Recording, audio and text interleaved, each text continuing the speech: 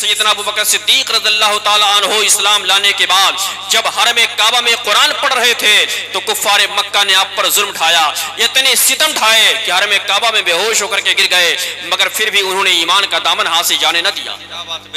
ایسے ہی حضرت عثمان غنی جب اسلام لائے تو کفار مکہ نے ان پر بھی ظلم ڈھایا، ستم کے پہاڑ توڑے، یہاں تک کہ چمڑے میں لپیٹ کر دھوپ کی شدت میں آپ کو لٹکا دیا جاتا تھا۔ آپ اندازہ لگائیں چمڑے کی بدبو اور عرب کی شدت کی دھوپ، مگر اس کے باوجود بھی حضرت عثمان غنی کے پائے استقامت میں کوئی لغزش نہ آئی اور آپ عہد عہد کا نعرہ بلند کرتے رہے، اللہ کی وحدانیت کی گواہی دیتے رہے، نبی کے نبوت و رسالت کا اقرار کرتے رہے، اور آپ کا ایمان مستحکم تھا۔ اس دور میں ایمان لانا مشکل تھا، اس دور میں ایمان بچانا مشکل تھا۔ کون نہیں جانتا ہے بلال حبشی کو؟ حضرت بلال حبشی جب ایمان لائے تھے تو ان کے جو سردار امیہ ابن خلف تھا، ان کا جو مالک تھا، اس نے ان پر بھی ظلم ڈھایا، ستم ڈھایا، یہاں تک کہ بڑے بڑے پتھر سینے پر رکھ کر کے اسی چلچلاتی دھوپ میں لٹا دیا جاتا تھا، اور یہ کہا جاتا تھا یہ بلال اپنے ایمان سے ہٹ جاؤ، محمد کا دامن چھوڑ دو، یہ ظلم ختم ہو جائے گا۔ لیکن حضرت بلال حبشی نے بھی عہد عہد کا نعرہ بلند کیا تھا، یعنی میری جان چلی جائے لیکن محمد کا دامن ہاتھ سے جانے نہیں پائے گا، اور ایمان سے کوئی مجھے دور نہیں کر سکتا ہے۔ بے شک سبحان اللہ۔ تاریخ اٹھا کر کے دیکھیے، حضرت عمار ہیں، حضرت یاسر ہیں، حضرت سمیہ ہیں، بہت سے صحابہ ہیں جن پر مکہ کی سرزمین پر ظلم ڈھایا گیا، ستم کے پہاڑ توڑے گئے، لیکن اپنے ایمان سے وہ پھرے نہیں بلکہ ایمان پر ثابت قدم رہے، ان کے پائے استقامت میں کوئی لغزش نہ آئی۔ اس دور میں ایمان لانا مشکل تھا، ایمان بچانا مشکل تھا، لیکن صحابہ نے اس عمل کو پورا کیا تھا اور ایمان سے نہ پھرے تھے۔ آج کے زمانے میں بڑا آسان ہے ایمان لانا، آج کے زمانے میں بڑا آسان ہے ایمان بچانا، کوئی مشکل نہیں ہے۔ ہاں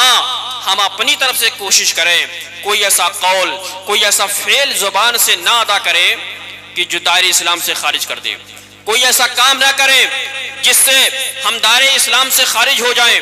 کوئی ایسی گفتگو نہ کرے، کوئی ایسی تحریر یا تقریر نہ کریں، کوئی ایسا بیہودہ کلمہ نہ نکالے۔ بہت سے لوگ ہیں ہنسی ہنسی مذاق میں پتہ نہیں کیا کہہ جاتے ہیں، حالانکہ انہیں احساس نہیں ہوتا کہ ایمان نکل چکا ہے، وہ دائرہ اسلام سے خارج ہو چکے ہیں۔ ضروری یہ ہے کہ ہم اپنے قول اور اپنے فعل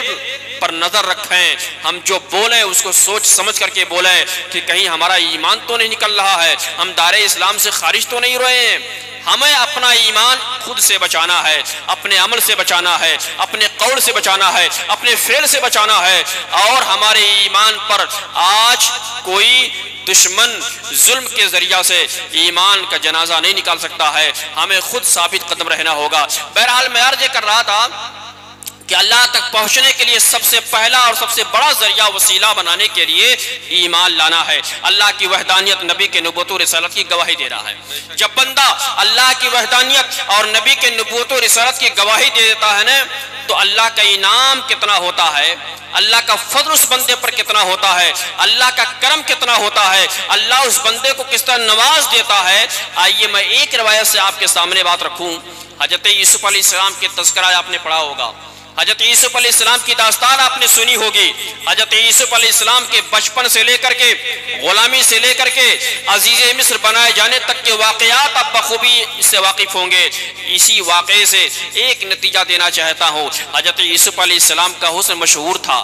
آپ یہ بھی جانتے ہیں کہ بچپن میں ان کے بھائیوں نے آپ کو کنویں میں ڈال دیا تھا، اور کنویں سے نکال کر کے آپ بازار مصر میں بیچ دیے گئے تھے، اور بازار مصر میں بیچے جانے کے بعد جب غلام بنا لیے گئے، عزیز مصر نے آپ کو خرید کر کے محل میں لے آیا۔ لیکن آپ کے حسن و جمال کا عالم یہ تھا کہ حضرت زلیخا فریفتہ ہو گئی، آپ کی دیوانی ہو گئی، اور آپ نے حضرت یوسف علیہ السلام کو دعوت معصیت دیا، اپنے کمرے میں بلایا، اپنے محل میں بلایا، اور 7 دروازوں کے اندر مقفل کر دیا۔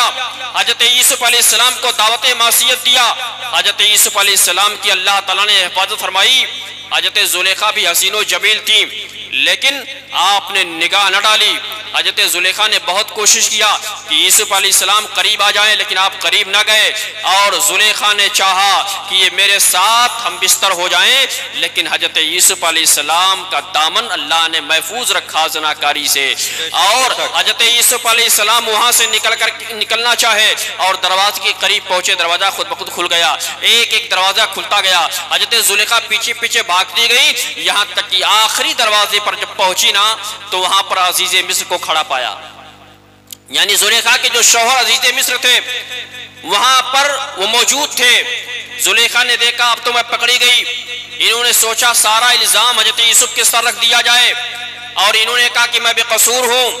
انہی کا قصور ہے، یہی مجھ کو کمرے میں لے گئے تھے۔ عزیز مصر کے سامنے زلیخا نے اپنی برات کا اظہار کیا،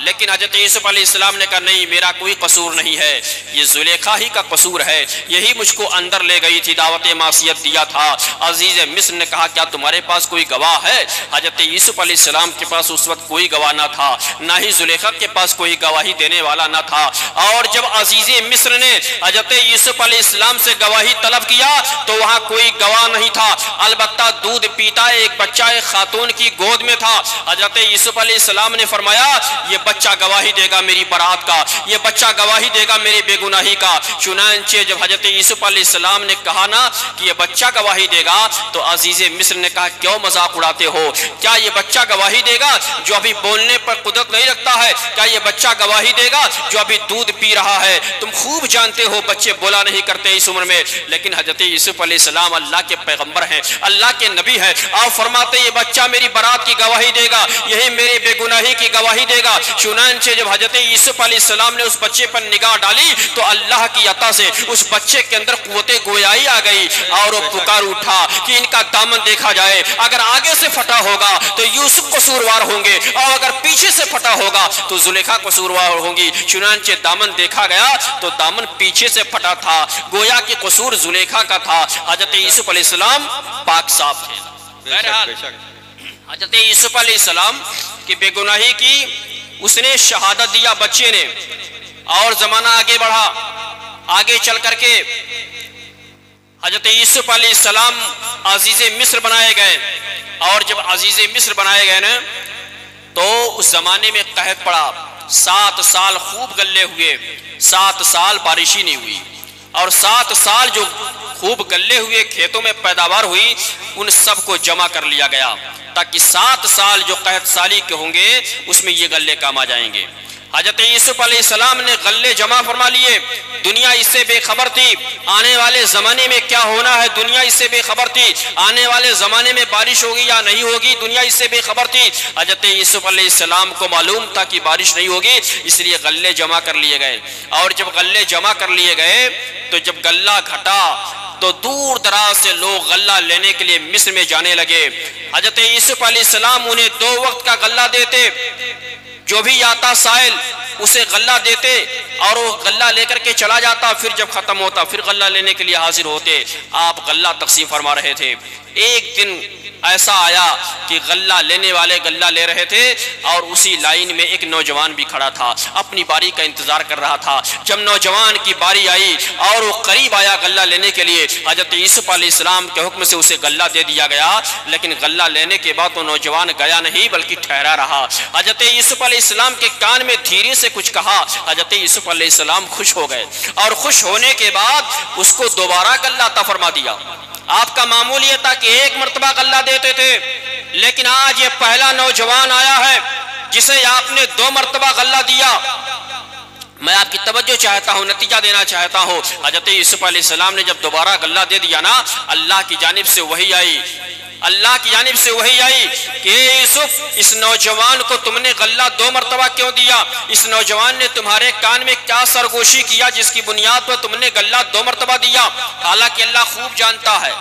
اللہ تعالیٰ خوب جانتا کیا سرگوشی ہوئی ہے، کان میں کیا کہا، لیکن اللہ اس لیے پوچھ رہا تھا کہ ہم بندے بھی جان جائیں کہ حضرت یوسف علیہ السلام کے کان میں کیا کہا گیا تھا۔ حضرت یوسف علیہ السلام سے جب اللہ نے پوچھا اے میرے بندے یوسف بتا تو نے اس نوجوان نے تیرے کان میں کیا کہا جس کی بنیاد پر غلہ دو گنا دیا گیا، تو حضرت یوسف علیہ السلام عرض کرتے ہیں مولا اس نوجوان نے میرے کان میں یہ سرگوشی کیا اور مجھے یاد دلایا کہ یوسف یاد کرو اس دن کو جب آپ پر زلیخا نے تہمت لگائی تھی، کوئی گواہ موجود نہ تھا، اس وقت ایک بچے نے گواہی دیا تھا۔ میں نے کہا ہاں ایک بچے نے گواہی دیا تھا۔ نوجوان کہتا ہے یوسف سن لو وہ بچہ میں ہی تھا جو آج جوان بن کر کے آپ کی بارگاہ میں غلہ لینے کے لیے آیا ہوں، میں نے آپ کے برات کی گواہی دیا تھا، لہذا مجھے دو گنا غلہ دے دیا جائے، اسی لیے میں نے اسے دو گنا غلہ دیا۔ کیا بات ہے، زندہ باد زندہ باد۔ اور جب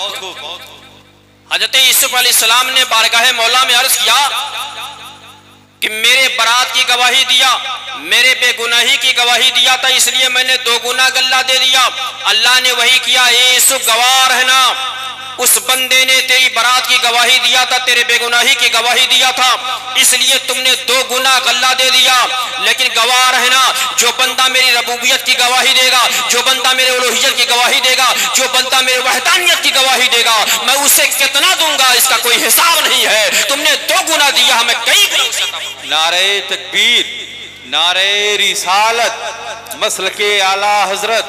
عرس مقدس، نعرہ تکبیر۔ یعنی جو بندہ اللہ کی گواہی دے گا، جو بندہ اللہ کے وحدانیت کی گواہی دے گا، اللہ کے ربوبیت کی گواہی دے گا، اللہ فرماتا ہے میں اسے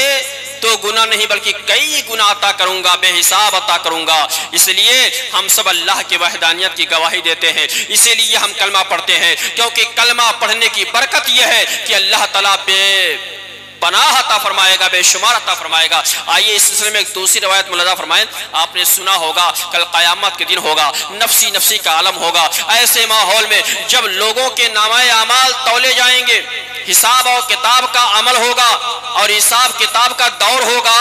اس دور میں اور میدان محشر میں ایک گنہگار بندہ ایسا بھی ہوگا جس کے نامہ اعمال میں گناہ ہی گناہ ہوں گے، اس نے زندگی بھر گناہ ہی گناہ کیا ہوگا، یہاں تک کہ اس کے گناہ جو لکھے جا رہے ہیں نا رجسٹر میں تقریباً 99 دفتر اعمال تیار ہو جائیں گے، اور کل قیامت کے دن جب میزان قائم ہوگا، عدل قائم ہوگا، ترازو رکھا جائے گا تو اس کے گناہوں کا دفتر لایا جائے گا جو 99 کے قریب ہوں گے۔ اللہ فرمائے گا اے میرے بندے اس میں جو تمہارے گناہ لکھے گئے ہیں اسے دیکھ لے، کیا کوئی ایسا گناہ لکھا گیا ہے جو تم نے نہ کیا ہو؟ بندہ عرض کرے گا مولا اس میں جتنے گناہ لکھے گئے سب صحیح ہے، میں نے کیا ہے، وہاں مجال انکار نہیں ہوگا، اس لیے کہ بندے جو گناہ کرتے ہیں اس کے اعضاء اس گناہ کی گواہی دیں گے۔ میدان محشر میں بھلا کون جھوٹ بول سکتا ہے، میدان محشر میں بھلا کون انکار کر سکتا ہے؟ بندہ عرض کرے گا مولا ہاں ایک ایک گناہ جو میں نے کیے ہیں سب رجسٹر میں درج کر دیے گئے ہیں، اس میں کوئی بھی ایسا گناہ نہیں ہے جو میں نے نہ کیا ہو اور رجسٹر میں لکھ دیا گیا ہو، بلکہ وہ سارے گناہ لکھے گئے ہیں جو میں نے کیا ہے، اور 99 دفتر اعمال جس کے رکھے جائیں اسے نجات کی امید کہاں ہوگی، بخشش کی امید کہاں ہوگی؟ 99 دفتر اعمال ایک پڑھنے میں رکھے جائیں گے، اللہ تعالیٰ فرمائے گا یہ بندے مایوس نہ ہو، ٹھہر جا، تمہاری ایک نیکی میرے پاس ہے، اس کو دوسرے پلڑے میں رکھ دیا جائے، چنانچہ ایک پرچی لائی جائے گی اور اس پرچی کو دوسرے پلڑے میں رکھا جائے گا۔ بندہ عرض کرے گا مولا یہ معمولی سی پرچی میرے 99 دفتر اعمال کے مقابل میں کیا حیثیت رکھتے ہیں، میرے وہ گناہوں کا پلڑا تو بھاری ہوگا، اس معمولی پرچی کی حیثیت کیا ہوگی؟ لیکن جب وہ پرچی رکھی جائے گی نا تو وہ پلڑا بھاری ہو جائے گا، گناہوں کا پلڑا ہلکا ہو جائے گا، بندے کو حیرت ہوگی اس میں کون میری ایسی نیکی ہے جو ان 99 دفتر نامہ اعمال پر بھاری ہو گیا ہے؟ تو پروردگار عالم فرمائے گا اے میرے بندے سن، اس پرچی میں یہ لکھا ہے جو تم نے گواہی دیا تھا، جو تم نے کلمہ پڑھا تھا، تم نے جو شہادت دیا تھا اور میری ربوبیت و الہیت کی جو تم نے گواہی دیا تھا، یہی گواہی تمہاری اتنی بڑی نیکی ہے کہ تمہارے گناہوں پر بھاری ہو گئی ہے، تمہارے گناہ ہلکے ہو گئے ہیں اور تمہاری بخشش ہو گئی ہے۔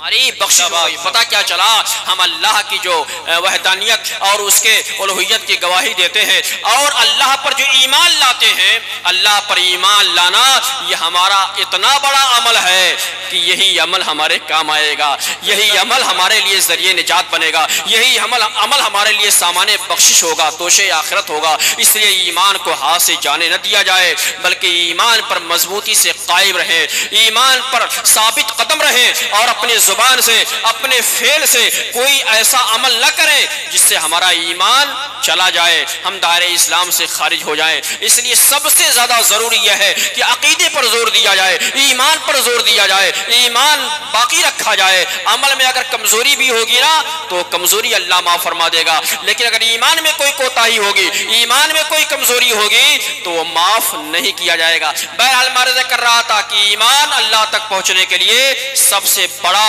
اور سب سے ضروری وسیلہ ہے۔ اب آئیے دوسرے نمبر پر دیکھیں، مفسرین اعظام نے اس آیت کی تفسیر میں تعریف فرمایا ہے کہ دوسرا وسیلہ اللہ تک پہنچنے کے لیے ہے اعمال صالحہ۔ کیا ہے؟ اعمال صالحہ یعنی نیک اعمال، نیکیاں، یہ اللہ تک پہنچنے کے ذریعہ ہیں۔ یعنی اللہ تعالیٰ نے ہم پر نماز فرض فرمایا ہے، نمازوں کی پابندی کریں، ایک مہینے کا روزہ فرض قرار دیا گیا ہے، روزہ رکھیں، زکوٰۃ صاحب استطاعت پر فرض ہے، وہ زکوٰۃ کرے، زکوٰۃ دے، اور ایسے ہی حج صاحب استطاعت پر فرض ہے وہ حج کرے، صدقات و نوافل کرے۔ تو یہ جو نیکیاں کریں گے یہ نیکیاں بھی اللہ تک پہنچنے کے لیے ذریعہ ہے، اللہ تک پہنچنے کے لیے وسیلہ ہے۔ اعمال صالحہ اللہ کا قرب حاصل کرنے کے لیے وسیلہ ہے۔ ایسے ہی تیسرا وسیلہ ہے کثرت نوافل، یعنی نفل نمازیں، نفل عبادات کی کثرت، یہ بھی اللہ تک پہنچنے کا ذریعہ ہے۔ یعنی اللہ نے جو ہم پر فرض قرار دیا ہے اس کی ادائیگی کے بعد اگر وقت ملے تو نفلی عبادات کر گزریں، یعنی نمازیں پنجگانہ ادا کرنے کے بعد اگر اللہ توفیق دے تو کچھ نفل نمازیں بھی پڑھ جائیں، ایک مہینے کا روزہ رکھنے کے بعد اگر اللہ توفیق دے تو اور دنوں میں بھی روزے رکھ لیں۔ ایسے ہی جو زکوٰۃ ہم پر واجب ہے اس کی ادائیگی کے بعد نفلی زکوٰۃ بھی ادا کرتے رہیں، نفلی صدقات بھی کرتے رہیں۔ ایک بار حج فرض ہے، حج ادا کرنے کے بعد اگر اللہ نے توفیق دیا ہے تو نفلی حج کرتے رہیں۔ تو یہ کثرت نوافل بھی اللہ تک پہنچنے کے لیے ذریعہ ہوگا، اللہ تک پہنچنے کے لیے وسیلہ ہوگا۔ چنانچہ ایک حدیث قدسی کا مفہوم عرض کر رہا ہوں، اللہ عز و جل ارشاد فرماتا ہے بندہ جن چیزوں کے ذریعہ میرا قرب چاہتا ہے اس میں سب سے زیادہ محبوب فرائض ہیں۔ بے شک بے شک، یعنی اللہ نے بندوں پر جو فرض قرار دیا ہے اللہ کے نزدیک اس کی ادائیگی سب سے زیادہ محبوب ہے۔ بے شک، بغیر اس کی ادائیگی کے نفل عبادات قابل قبول نہیں ہوگی۔ کوئی شخص نماز پنجگانہ چھوڑ کر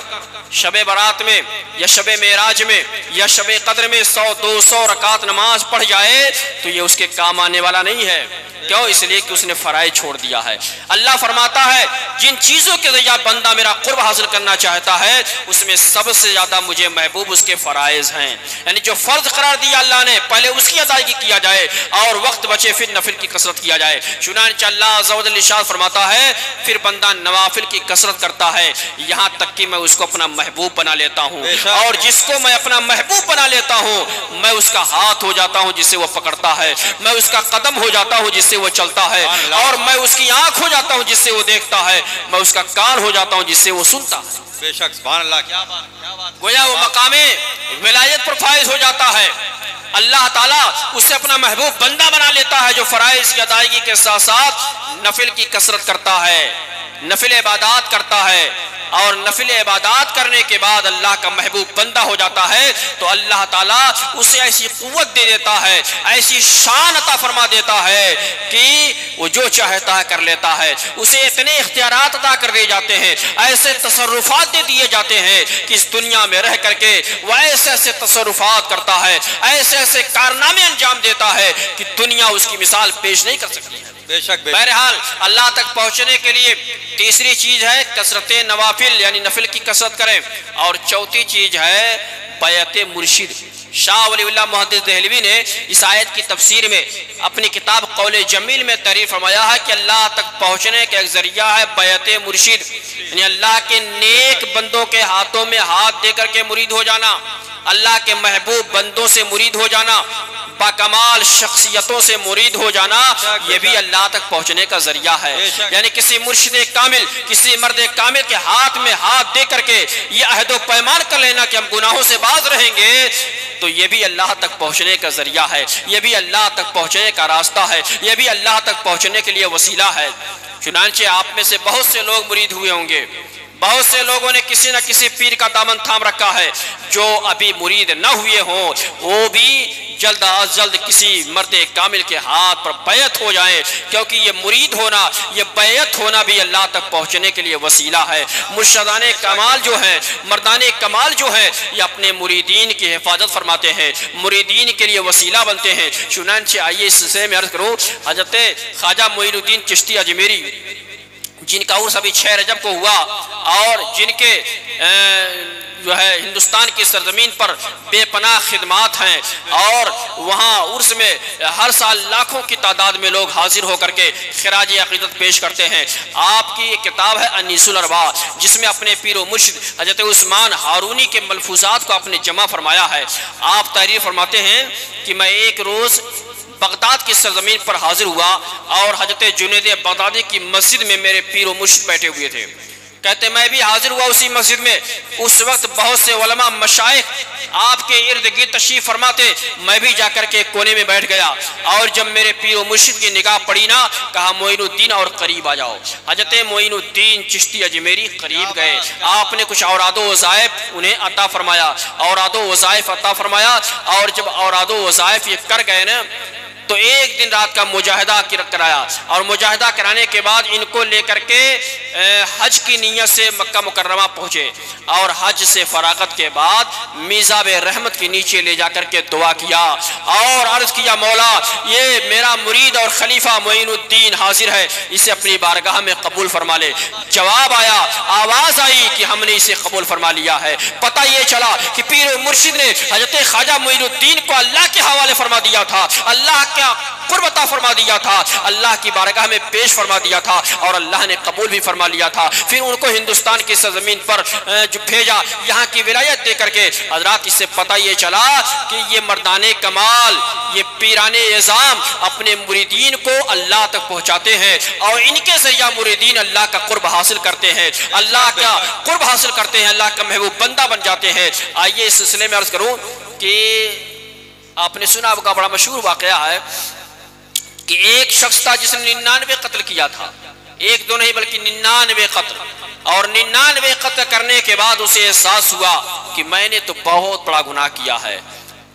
اور اب تائب ہونا چاہا، اپنے گناہوں سے باز آنا چاہا، تو اس نے ایک شخص کے پاس گیا اور کہا، وہ عابد و زاہد تھا، اس سے عرض کیا، کیا میری توبہ قبول ہو سکتی ہے؟ اس شخص نے کہا، نہیں، تم نے 99 قتل کیا ہے، تمہاری توبہ قبول نہیں ہو سکتی ہے۔ اسے جلال آیا اور اپنی تلوار سے اس کی بھی گردن مار دیا اور 100 کی تعداد پوری کر دیا۔ 100 لوگوں کو قتل کرنے کے بعد اب وہ ایک عالم کے پاس گیا اور عالم دین کی بارگاہ میں حاضر ہو کر کے عرض کرتا، کیا میری توبہ قبول ہو سکتی ہے؟ عالم دین نے کہا، ہاں تمہاری توبہ قبول ہو سکتی ہے، بشرطے کہ تم دل سے تائب ہو جاؤ اور سچے دل سے توبہ کر لو، اور توبہ کرنے کے بعد فلاں آبادی کی جانب چلے جاؤ، وہاں پر اللہ کے کچھ نیک بندے رہتے ہیں، اللہ کے کچھ محبوب بندے رہتے ہیں، وہاں چلے جاؤ اور ان میں سے کسی کے ہاتھ پر بیعت ہو جانا اور ان کو وسیلہ بنا کر کے توبہ کرنا، تو اللہ تعالیٰ تمہاری توبہ قبول کر لے گا۔ چنانچہ اس عالم کے مشورے پر وہ آدمی چلا اس آبادی کی جانب، لیکن ابھی کچھ ہی دور گیا تھا، مرضی مولا کی اس کی قضا کا وقت آ گیا، فرشتہ آیا اور اس کی روح لے کر کے چلا گیا اور وہیں دم توڑ دیا راستے میں۔ اور جب دم توڑ دیا تو اس کو لینے کے لیے میرا آقا صلی اللہ علیہ وسلم فرماتے ہیں، رحمت کے فرشتے بھی آئے اور عذاب کے فرشتے بھی آئے، دونوں میں بحث ہو گئی۔ رحمت کا فرشتہ کہتا ہے میں اسے لے جاؤں گا، اور عذاب کا فرشتہ کہتا ہے نہیں میں اسے لے جاؤں گا۔ دونوں میں بحث ہو رہی تھی، اللہ تعالیٰ نے ایک تیسرے فرشتے کو انسانی شکل میں بھیجا، اور وہ آنے کے بعد کہتا ہے، سنو اس کا حال یہ ہے کہ زمین دونوں جانب کی ناپی جائے، یہ جدھر چلا ہے وہ زمین قریب ہے، یا جہاں سے چلا ہے وہ زمین قریب ہے، جہاں سے چلا ہے اگر وہ زمین قریب ہوگی تو اسے دوزخ کے فرشتے لے جائیں گے، اور اگر جس آبادی کی جانب جا رہا وہ زمین قریب ہوگی تو اسے رحمت کے فرشتے لے جائیں گے۔ اور جب زمین ناپی گئی نا تو جس آبادی کی جانب وہ جانے کا ارادہ بنایا تھا وہ آبادی قریب ہو گئی۔ میرا آقا فرماتے ہیں وہ زمین سمیٹ دی گئی اور وہ آبادی قریب ہو گئی، چنانچہ آبادی کی قربت کا فائدہ ملا اور رحمت کے فرشتے اسے لے کر کے چلے گئے۔ حضرات عرض کرنا چاہتا ہوں ابھی یہ بندہ نیت ہی صرف کیا تھا اور ابھی کسی کے ہاتھ پر بیعت نہیں ہوا تھا، ابھی ان جو ہے نیک بندوں کی بارگاہ میں نہیں پہنچا تھا، اس آبادی میں نہیں پہنچا تھا، ابھی صرف عزم مصمم ہی کیا تھا، ابھی نیت ہی کیا تھا، لیکن اللہ تعالیٰ نے اس کی نیت کو قبول فرما لیا ہے اور اس کا عذاب دور فرما دیا گیا، اور اس نے جو گناہ کیے ہیں، اس نے جو قتل کیا ہے اس کو جو ہے معاف فرما دیا گیا اور رحمت کے فرشتے اسے لے کر کے چلے گئے۔ تو بھلا بتائیں جو کسی اللہ والے کے ہاتھ پر مرید ہو جاتے ہیں، اللہ والوں کے دامن سے وابستہ ہو جاتے ہیں، ان کی مغفرت ضرور ہوگی، ان کے لیے راہ نجات ضرور ہوگی۔ اسی سے ہمیں سمجھ میں آیا کہ جو بندہ ابھی اللہ کے محبوب تک پہنچا ہی نہیں تھا، اس آبادی تک پہنچا ہی نہیں تھا، جب اس کی مغفرت ہو گئی ہے تو جو اللہ والوں کی بارگاہوں میں جاتے ہیں، اللہ والوں کی بارگاہوں میں حاضر ہو کر کے فاتحہ پڑھتے ہیں، اللہ والوں کی بارگاہ میں حاضر ہو کر کے دعا کرتے ہیں، مناجات کرتے ہیں، بلا شبہ اللہ ان کی دعائیں ضرور قبول فرمائے گا اور ان کی مغفرت فرمائے گا۔ لہذا پتہ یہ چلا کہ اللہ تک پہنچنے کے لیے ایک وسیلہ مرشد بیعت بھی ہے، یعنی کسی ہاتھ پر بیعت ہو جانا، مرید ہو جانا، یہ بھی اللہ تک پہنچنے کا ذریعہ ہے۔ تو اللہ والوں کا دامن آپ تھامے رہیں۔ بس اسی پیغام کے ساتھ میں اپنی گفتگو تمام کرتا ہوں۔ پروردگار عالم کی بارگاہ میں دعا ہے اللہ تعالی ہم سب کو کسی نہ کسی اللہ والے کے دامن سے وابستہ فرمائے اور ہم سب کی مغفرت فرمائے۔ استغفر اللہ ربی من کل ذنب و اتوب الیہ وما علینا الا البلاغ۔